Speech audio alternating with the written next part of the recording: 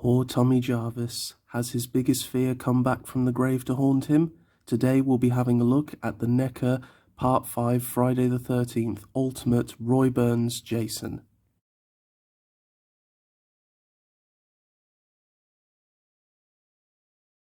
Before we get started, I'm just going to hand things over to the packaging guy to take a quick look at the box. Okay guys, so taking a look at the packaging, on the front we have the infamous Friday the 13th Part 5 poster, which has the incorrect mask. From the side we have a picture of the Roy Burns Jason with some rain and a nice font of the title on both sides. On the top and on the bottom, just a quick look at everyone who was involved.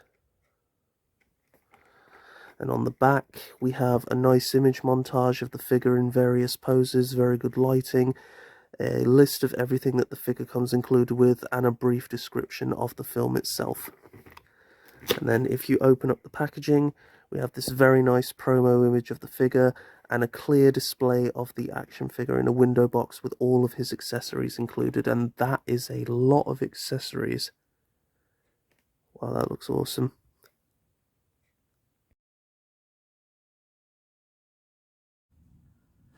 Okay guys, so taking a look at the Part 5 Jason, so something that you will instantly notice is this is drastically different to any other Jason Voorhees figure, and for those of you who've seen Part 5 you will know why it should be like this. So the first very noticeable thing for me is it uses the exact same body as this guy, which we reviewed yesterday. So yeah, pretty much the exact same build with a few modifications here and there, pockets being different and also the gash across his stomach. But yeah, aside from that, pretty much the same. I do really like this body actually, so we'll skip past the nitty gritty and we'll get straight onto the articulation. So his head can do a full 360, which I don't advise you do because otherwise you'll kill him. You bring his arms out to about 90 degrees, but sadly it's hindered by the PVC here because all of this section is a PVC, it's a soft rubber. He has a double jointed elbow, so you can bring his arm right the way up. He also has rotation, so you can move his arm. He has a full 360 at the hands, also a backward and forward motion. He does have an ab crunch joint, but it's very stiff, so I don't want to use that. I'm pretty sure that he does. His legs can kick forward to about 90 degrees. There is also a rotation at the top of each leg, but there was an issue with mine when I took it out the box, and I will get onto that in a moment.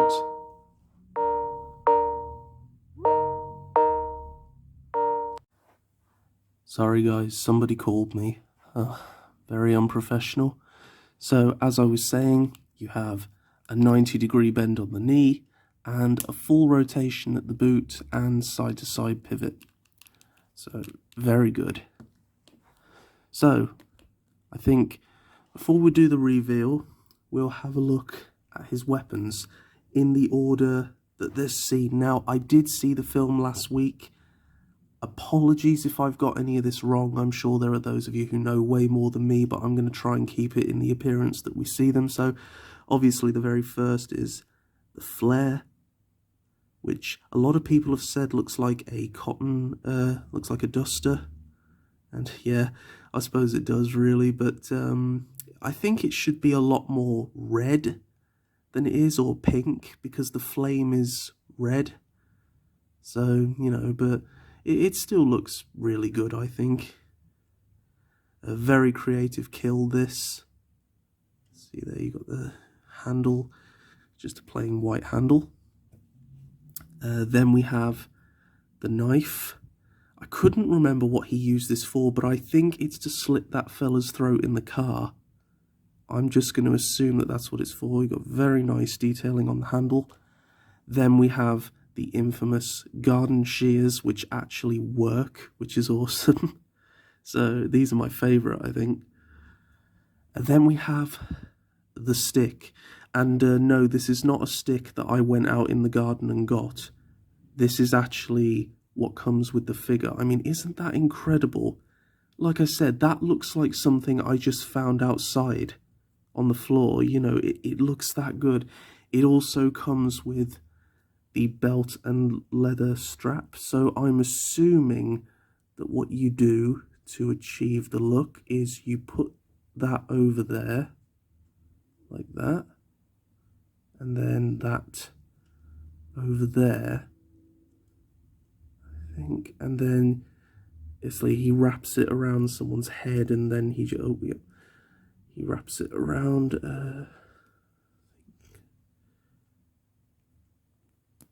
somebody's head. There we go. And then he twists until it's tighter and tighter and tighter. But you guys know, go watch the film, or if you know of that kill, it's so awesome. It tends to be a lot of people's favourites. So yeah, very good. Then we have the ginormous pole. Oh baby, oh baby, oh baby. Yeah, great pole. Very sharp actually. I nearly stabbed myself taking this out of the box. Just compare it to Roy. Yeah, it's very big. Then we have the cleaver, which is the most relieving kill in the film because I hate those hillbilly characters, and literally when he took his head off, my first words were thank you. Like, just in that tone as well, just thank you. Like, you know, it's like I actually wanted that person to die. Like, my God. I struggled to remember what this bit was from before I watched it last week, the tent spike, and then yeah, I watched the film and like, oh, that's what it's from. It's very brief. Then we have the traditional Jason's trademark machete. I love the blood that's been done on this. It's not just a traditional please focus. It's not just a traditional red. It's kind of got this congealed look to it. Very sort of dry blood, which I really like over that nice shiny metallic silver. You have all the details of the handle painted on. And then lastly, you have an extra hand, an extra gripping hand to go on this side. So to swap out the hand, you simply say simply and then say simply and then it doesn't work, and then you clip that on. This has the same thing as the Halloween 2018 Michael Myers. It's very irritating, and I kind of just wish they had stuck with a ball joint instead of doing this, because it is such a pain to do. Got an idea. If I just... Oh, man.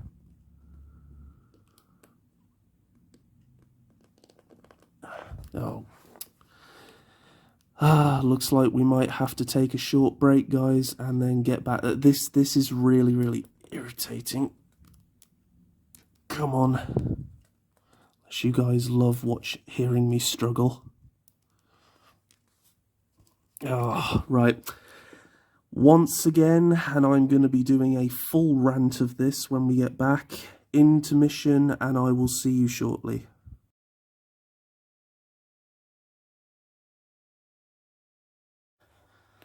And we're back. So after losing my sanity, we've finally been able to get this on.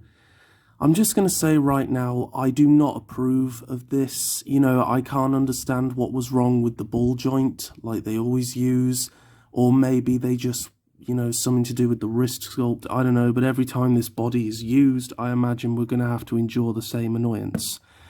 So, the big thing with this other hand is, I'm sure, for holding the stick and the belt, but mostly, and I think what most people are going to be using it for, I think this is how I'm probably going to display them, is for the shears, the garden shears. So we'll just have a go with that right now. And oh, no, you're not supposed to see that yet.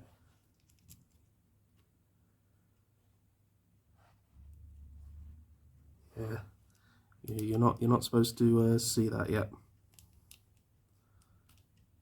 Oh, you are joking. Oh, no, the hands just come off again. Oh, no, I thought I'd put it on. This is unbelievable.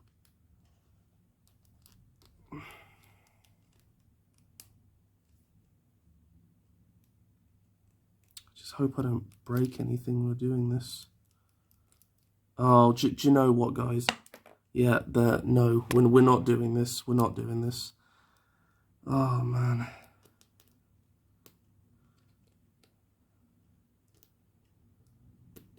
Oh, for goodness sake. Come on. There we go. Right. To be honest, you can just do it with this hand. It's not...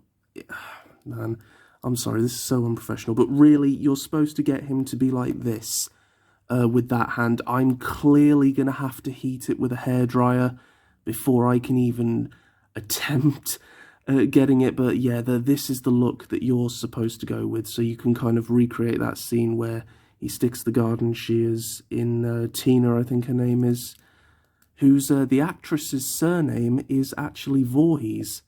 Yeah, what a coincidence. So yeah, it's awesome that they can do that. But I think, for me, trademark machete, I think he has the machete at the end, doesn't he, when he's chasing them through the barn. I think that's what, but he also sticks it through the bed. I think, I can't remember what weapon he has. I only saw this last week. Right, so if the reveal hasn't already been spoiled by that little disruption there, you will know that it is, in fact, an imposter. It's not Jason. It's someone pretending to be Jason. And his name is Roy Burns. Hence why this is called the Roy Burns Jason. So as you can see, he's just a regular guy, but he's wearing a, what do they call them? A head cap, I think they call them. Yeah, this got this nice kind of rubbery, foamy material look to it. I love the fake ears. There's like, should be holes there, at least, for him to be able to hear out of. And that's his real human neck underneath, obviously, as it should be. Real human hands, obviously, there's no distortion or, you know, disfiguration of him at all. He is just a regular guy. And I actually really like Friday the 13th Part 5, actually. A lot of people don't. I like it that it did something different, you know, the idea of a copycat killer. And I think it just sets up the events in Part 6 perfectly. So taking a look at his mask, because this is by far the most unique Jason mask, I think, because out of all the Jason masks, this is the only one to have blue chevrons. All of the others are red, and also the positioning of them is unique. We've never had chevrons positioned like this before. And also, something I was never aware of, the inside of his mask is blue. Which, I was never aware of that, so it's pretty cool. Also, his straps are more fabric, whereas most Jason straps tend to be leather belt with belt buckles. These are just fabric, and you can see even the little pins where they're pinned on. See there, so yeah, very soft rubber, but very tough plastic. It's got a very nice dirty wash over it just to highlight it. All of the holes have been punctured. Sometimes there are issues with Jason masks where they don't puncture all the holes. But yeah, taking a look at Roy himself, I mean, look at that. That is incredible. I think that's one of NECA's best sculpts. Just the detail. You've got his 5 o'clock shadow down here. You've got sort of darkness around his eyes, which really does make him look a bit more sinister. Got the nice hair, the eyebrows, the eyes look phenomenal. If you can zoom in, you see that? Nope. There. Yeah, the eyes just look incredible, the detail on them. He does look quite goofy, actually. I'm not sure what it is. I think it's his teeth showing. He's like, yeah, I'm coming for you. He's like, he does look very goofy. I won't reveal any two bits to the plot. Well, I have just revealed the main part of the plot. You should have seen the film. It's like, if you're watching this review, there's most likely you've seen the film. You know, the death of his son makes him mad, and he decides to impersonate Jason. So, yeah.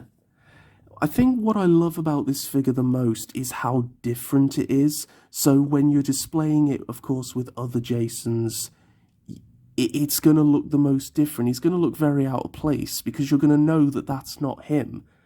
Because, well, he's so much smaller than Jason. He's thinner. He's not quite as bulky. Jason is a big tank.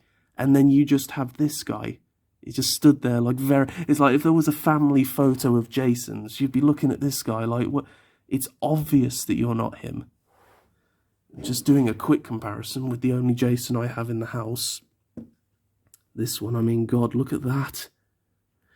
What I think I love about him is how you can see his eyes just peering through the mask. If you can see that, if I turn up the light, maybe you can see. Yeah, see his eye just peering through like it does in the film. Which is really nice. It's funny that he took the time to include the axe gash detail, but he never included where the slice up the side of the face detail. So that's another dead giveaway that you know it's not him. I really struggle to believe that anyone in the cinema watching it was like, oh wow, it's an imposter. I think they knew straight from the beginning, you know, if you've been following the films. So, yeah.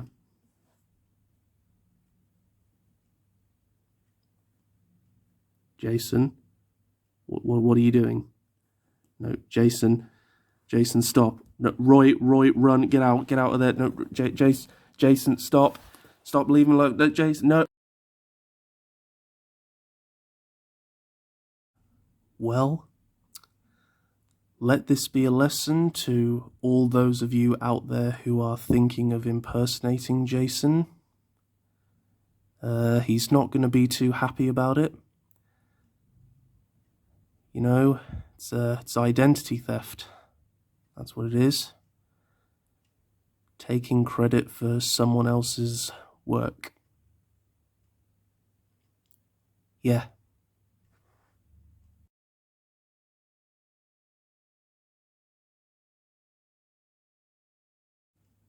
Okay, so the thing that I was going to rant about before I was so rudely interrupted is when I took this guy out of the box, this leg could swivel, this one couldn't, it was stuck.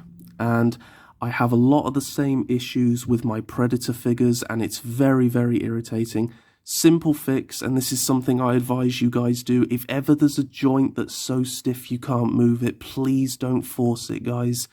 You know, NECA have a history for breaking, and while they are definitely a lot better now, you don't want to take that chance. So what I did, I just got a hairdryer, I lifted the leg up like so, and I just hair dried underneath there to get the leg to swivel. I heard a click and it started swiveling again, so that's great. I can adjust the leg.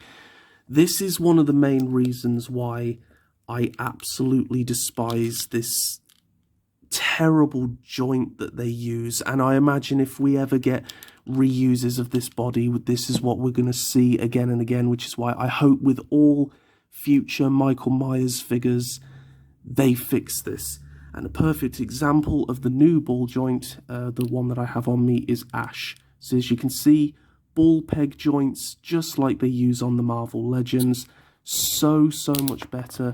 Oh, he's dropped his very stiff, this figure. Wow, he is tiny. And they just stand so much better. If you've seen my Part 7 New Blood Jason review, you'll understand just how thrilled I am to have that new updated ball joints on the figure. If you haven't seen that review, please go check it out. And I just wish I had this figure with me to compare it. It's down at my grand's. So, yeah. Really love these new ball peg joints. These ones still have issues, but in spite of it being the old ones, I will admit the figures still feel strong and sturdy. They're not like flopping around the place like they do on some of the figures. You know, it's the Predator figures that I've had the most struggles with when it comes to this problem, but I still think it's okay on this figure. It doesn't destroy the figure. Well, that does it for this review. I hope you've enjoyed it, guys. If you did, please sure to like, share, subscribe, and comment down below what you think of this figure. Do you have this figure? Are you planning on getting him? And what do you think of Friday the 13th Part 5? Do you think it's annoying because it's not Jason, or do you love the fact that it's not Jason? Please let me know.